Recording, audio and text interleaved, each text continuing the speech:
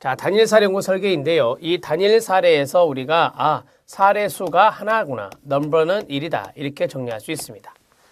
자, 사례 수가 하나다라고 하는 것은 개인도 하나가 될 수 있어요. 자, 개인, 그다음에 집단, 그다음에 가족, 그다음에 조직, 그다음에 지역사회. 이 모든 것들을 하나로 보고 전체를 하나로 보고 분석하는 방법을 활용할 수 있기 때문에 바로 대상은 단일 사례연구 설계 대상은 이 모든 것들이 가능하다. 이렇게 정리하고 들어가시기 바랍니다. 자, 단일 사례연구 설계의 유형은 이제 가장 기본형이 AB 형태가 있어요. 이 그림을 이해할 줄 아셔야 됩니다. 자, 이렇게 해서 A, B가 있는데 둘로 나누겠죠. 두 개니까 앞에가 라지 A고 뒤가 라지 B가 됩니다. 자, 이게 원점 0이 되고요. X축은 뭐냐? 시간입니다. 시간인데 앞에 시간 간격을 정해서 한 4번 정도 측정을 한다. 그러면 뒤에도 4번을 측정하게 되는 겁니다. 이렇게 4번을 측정하게 되고요. 여기 Y축은 뭐냐? 표적 행동의 빈도가 됩니다. 표적 행동의 빈도. 이것을 우리가 Y축에 놓거든요. 자, 아이들이 싸움을 한다라고 합시다. 아이들이 싸움을 한다. 그러면 이 싸움의 빈도를 여기에 관찰해서 체킹을 하는 건데요. A가 무엇을 의미하고 B가 무엇을 의미하느냐, 그거를 아실 필요가 있습니다. A는 뭐냐면 기초선 또는 기저선, 기준선 이런 말을 쓰죠. 이거는 개입 단계라고 합니다. 프로그램을 개입 단계라고 개입하는 단계고요. 여기는 프로그램을 실시하지 않습니다. 프로그램을 실시하지 않는 거고 여기는 프로그램을 실시하는 단계가 된다. 이렇게 정리하시면 됩니다. 자, 그러면 A는 프로그램을 실시하지 않을 때 I의 싸움의 행동 빈도를 보았더니 이런 식으로 점점 더 증가하더라라고 하는 겁니다. 자, 그리고 이 싸움을 줄이기 위한 프로그램 이것을 시행했더니 바로 점점 더 줄어들더라라고 하는 것입니다. 이렇게 선을 이으면 될 겁니다. 자, 여기에서 우리는 이 단일 사례 연구 설계의 특징들을 잡아낼 겁니다. 자, 특징들을 잡아낼 건데 쭉 보세요. 이것들이 이제 시험에 좀 출제될 수 있는 확률들이 있죠. 1번은 뭐냐면 기초선이라고 하는 것과 그 다음에 개입이라고 하는 라지 A와 라지 B를 활용한다라고 보시면 돼요. 이것이 있다라고 하는 것이죠. 자, 그 다음에 두 번째는 뭐냐면 목적이 뭐냐라고 하는 겁니다. 목적은 바로 프로그램의 효과성을 보는 겁니다. 과연 이것이 프로그램의 효과성이 있었냐 없었냐 그것을 검증하는 것이다. 이렇게 보시면 됩니다. 보시면 아시겠지만 싸움의 수가 늘어나고 있고 싸움의 수가 줄어들고 있거든요. 그래서 효과가 있다. 이렇게 정리할 수 있죠. 세 번째 들어갑니다. 자, 세 번째는 뭐냐? 이 시간을 좀 보세요. 시간은 뭐죠? 시계의 열 형태입니다. 자, 시계의 열적 특징이 있다. 시간의 흐름에 따라 이루어진 것이다. 그래서 시계의 열적 특징이 있다. 그럽니다. 시계의 열적 특징이 있다. 자, 그 다음 계속 갈까요? 네 번째. 제가 싸움의 행동을 관찰해서 제가 점을 찍었거든요. 행동 관찰인데요. 행동의 반복적 관찰을 통해서 이루어지는 연구 설계다. 그 다음에 다섯 번째는 우리가 A, B가 있지만 다른 설계도 있어요. A, B, C, D라고 하는 것도 있습니다. A, B, C, D라고 하는 것도 있는데요. 이건 좀 이따가 여러분들에게 가르쳐 드릴 거고 A, B, C, D는요. 예를 들어서 이렇게 싸움의 빈도가 줄어들지 않았다. 그러면 이거 문제가 있는 거잖아요. 효과가 없잖아요. 이럴 때는 프로그램을 수정할 수 있습니다. 다른 프로그램을 할 수 있다라고 하는 것이죠. 이럴 때는 이제 프로그램을 수정해야 되는 케이스가 되죠. 자, 네 번째 A, B, C, D가 바로 그겁니다.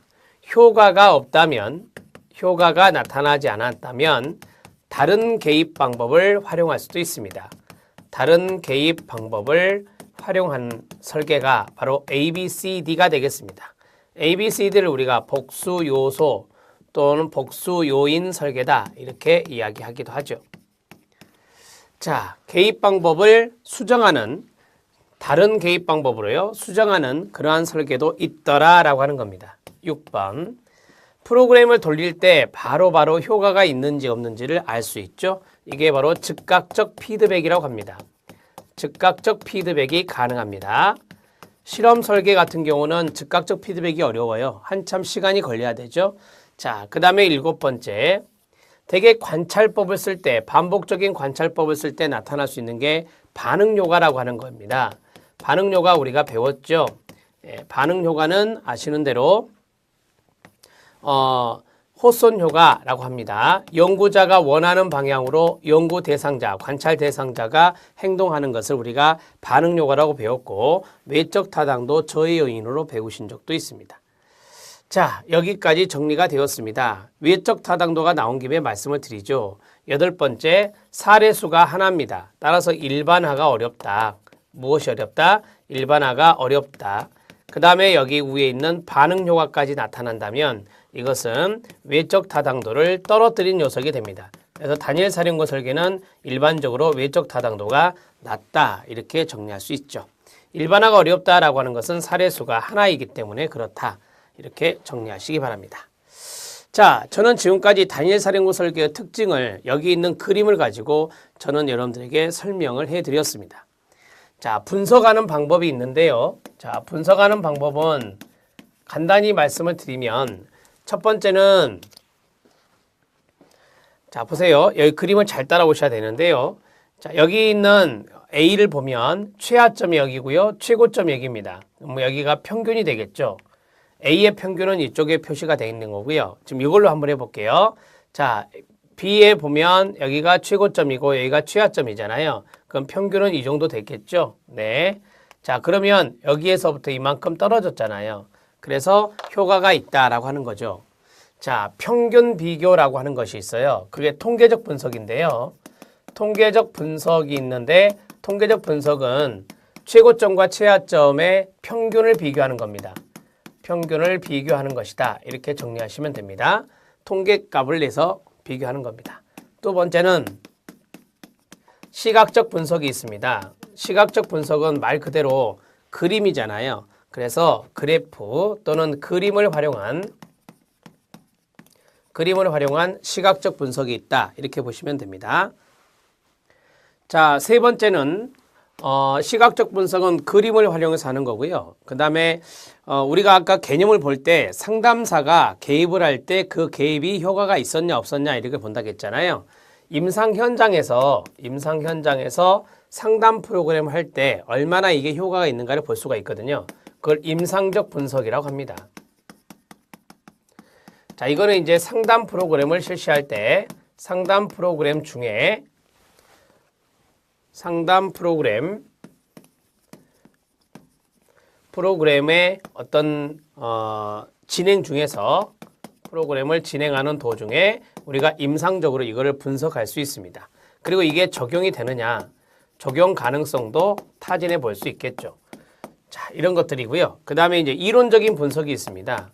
이론적인 분석은 여기 있는 단일 사례 연구 설계 이론이 있을 거 아니에요.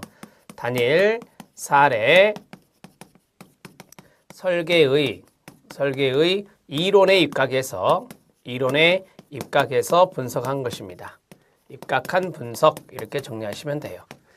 자, 이 분석의 방법은 네 가지가 있는데 평균을 비교하는 것이 수량화해서 평균을 비교하는 것이 바로 통계적 분석이라 하고요.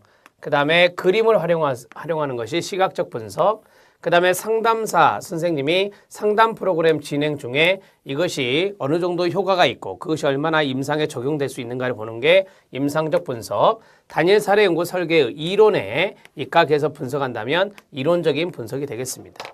자, 이렇게 정리하시면 돼요. 저는 지금까지 가장 기본기를 해드렸어요. 단일 사례 연구 설계의 A, B라고 하는 기본 설계를 가지고 특징을 쭉 잡아드렸고요. 그 다음에 분석의 방법 4가지에 대해서 말씀을 드렸습니다. 여러분 교재에 보면 이런 내용들이 다 들어있고요. 자, 이제 설계 유형에 대해서 해보도록 하겠습니다.